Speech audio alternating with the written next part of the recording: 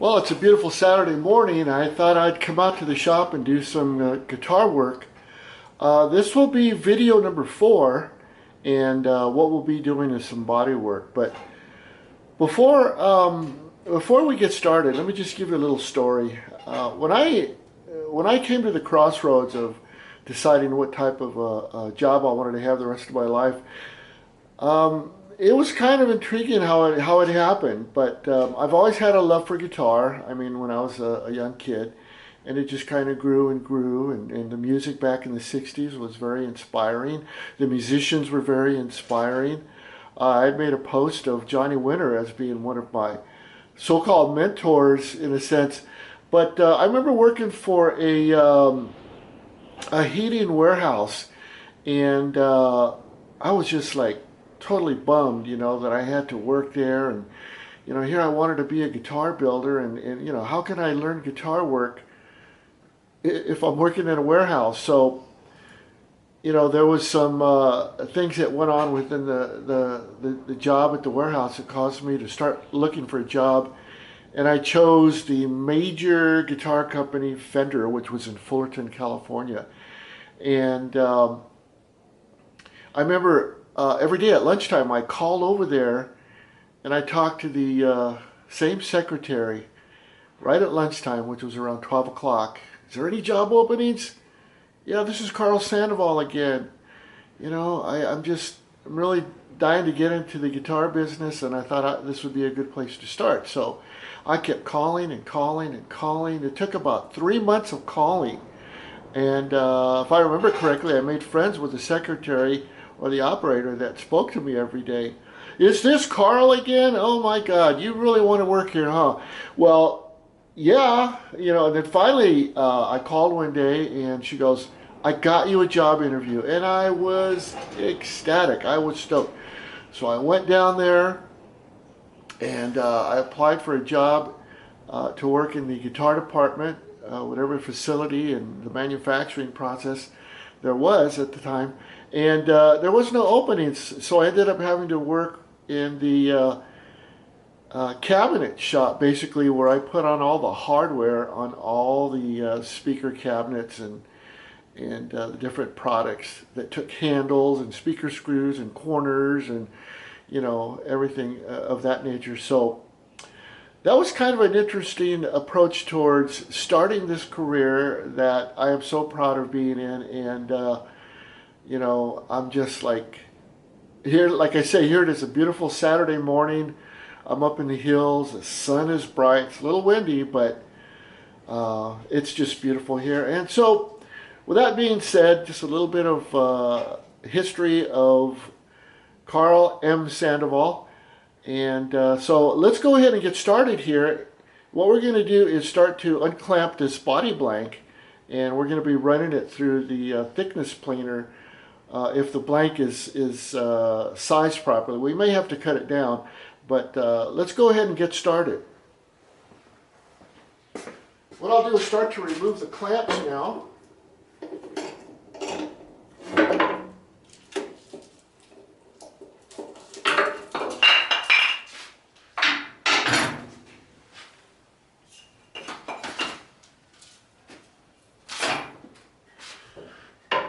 This is pretty straightforward. It's just a matter of loosening everything up on each clamp and taking it off. Very simple. Let's stabilize this. There we go. All right, clamp number 3.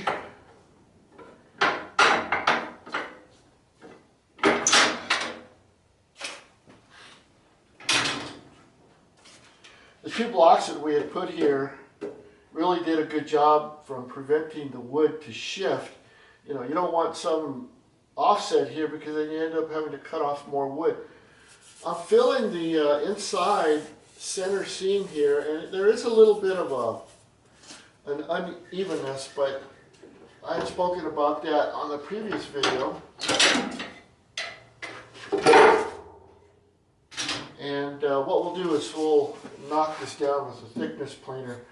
By the way, this is a 20-inch planer, and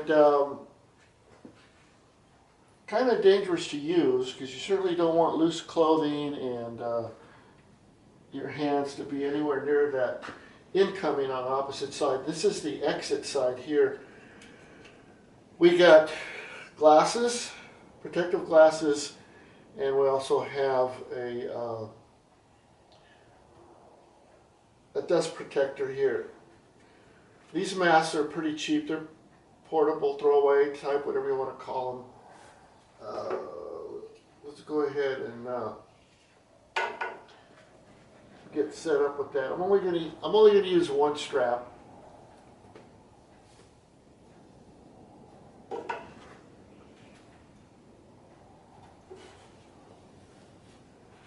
All right, back to the task at hand. I hope you can hear me. I might sound a little muffled, but this will be more demonstration from here on than actual talking. If I have to talk, then I'll just remove the mask.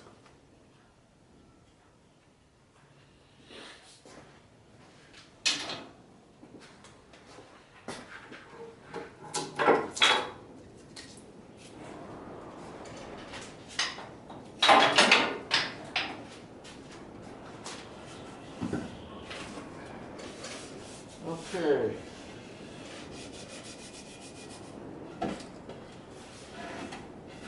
Upon inspection, I can see there's a little lip here on this side,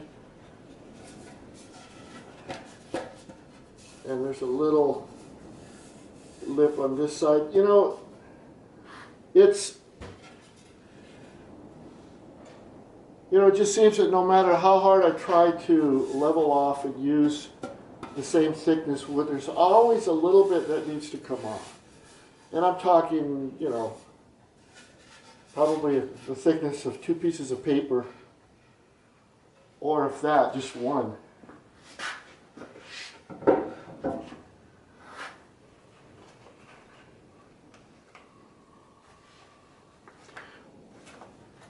What we're going to go with is 1 3/4 inch thickness.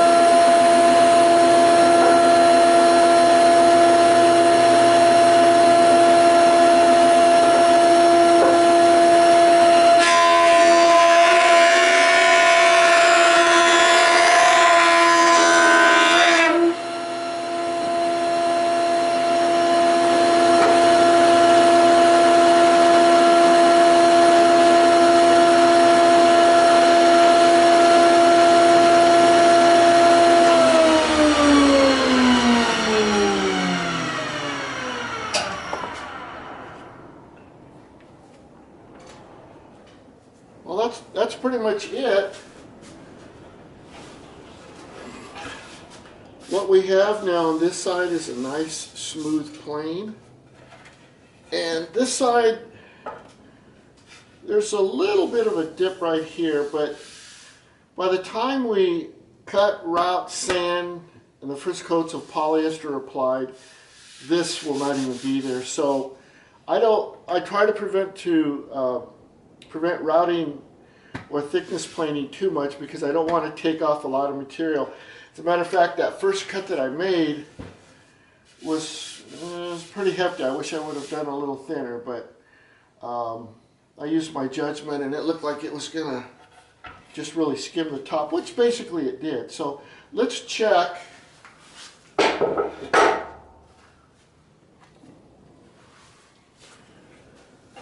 Let's check and see how thick this is.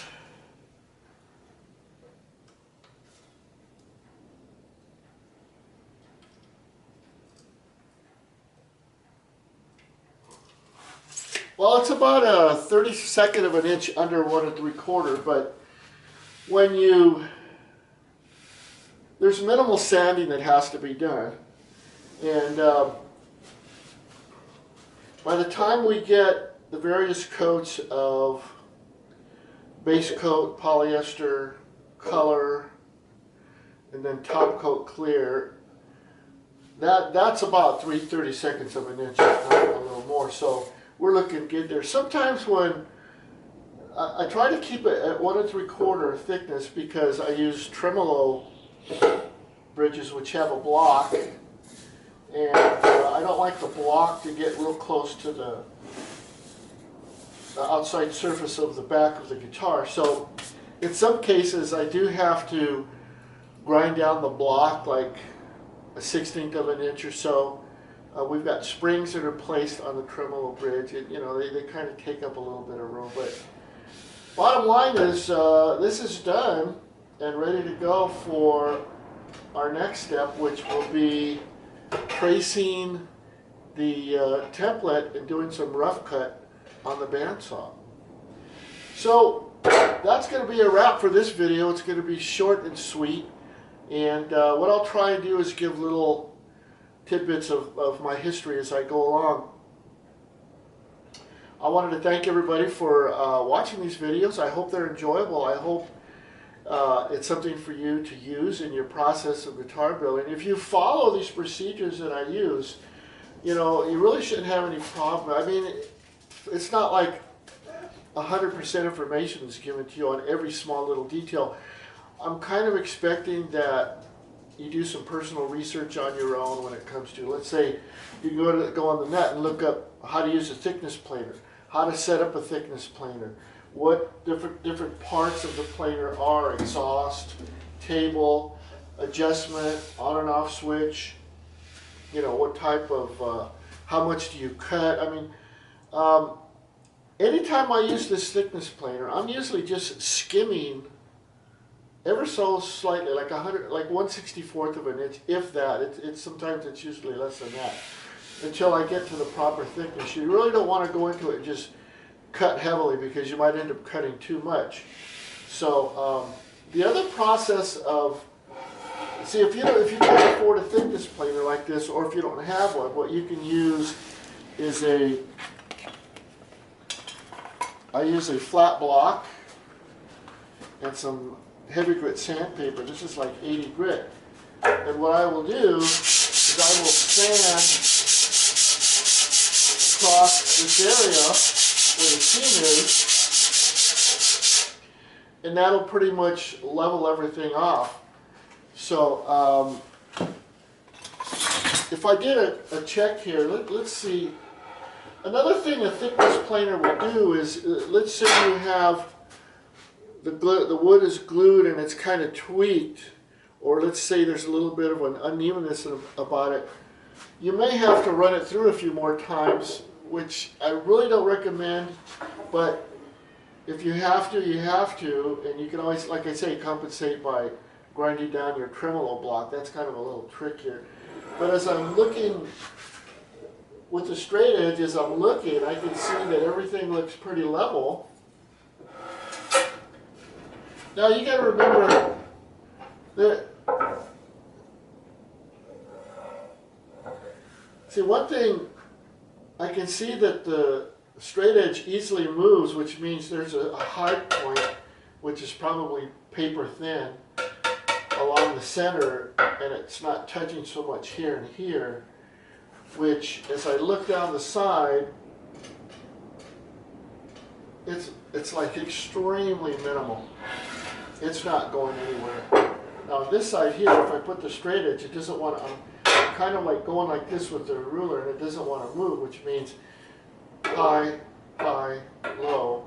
But I mean, like I say, we're talking the thickness of a piece of paper, and this is fine. This will work good. Now, one thing I want to point out along the way when you're building a guitar, we're not perfect. I'm not a computer, so you know, I'm not a CNC router. In my mind I am, but in my actual human work, hand fabrication has its limits. The end result is always like specially special attention to quality control and just really fine-tuning everything from one human, myself, to another, the guitar player. And so we're talking about some slight imperfections, but for example, like I was talking about this body having a low and a high spot in the center, depending on which side you are. By the time you cut the body, by the time you sand and round and glue the neck on and put the paint and sand the paint, everything kind of like evens out towards the end.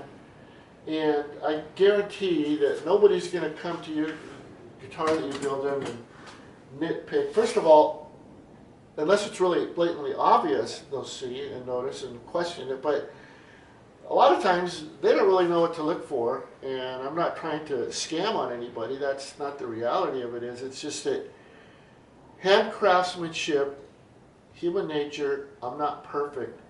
And like I say, as I travel along, as I continue the build, I run across little obstacles, and they're all finalized by the end of the build. I don't know if that's making sense, but all the people, all the pros that I've done work for, they've never come to me and nitpicked about the smallest of details. You know, about the worst I've ever heard is that there's a tuning issue. But you know what? There's a tuning issue on every guitar that's ever made. And, you know, sometimes they go as far as saying, well, it frets out, it buzzes all the time. You know, well, a lot depends on how you set up your guitar. If you have extremely low action, I don't care who you are, you're going to get string rattle, string pop, string onto the top of the fret. It's going to rattle and clackety, clickety, clack and make noises. And if anybody tells you different, they're not telling you the truth. I've had guys tell me this time and time again. Oh, my action is real low, but it doesn't fret out. Well, bring the guitar to me, let me check it out. Well, they bring the guitar to me, and it's buzzing all up and down the neck, and it frets out, and I approach them, and they don't know what to say. So, you know, I don't want to put anybody down about that, but sometimes you really have to know your guitar and know the trade to really respond in the ways that you do. I don't want to go into it. There's so much more I can talk about regarding that, but you know, let's just stick to the project at hand here. Well, anyway, we have the body. It's sized now. It's the right thickness, ready for the template. I'd just like to point out one thing before I go. Please, if you haven't subscribed to my channel, please do so. Share this video and my YouTube channel with all your guitar buddies, your bass player buddies, all your musician friends. And I would totally appreciate it. To get onto my channel, we already know how, but it's Karl M.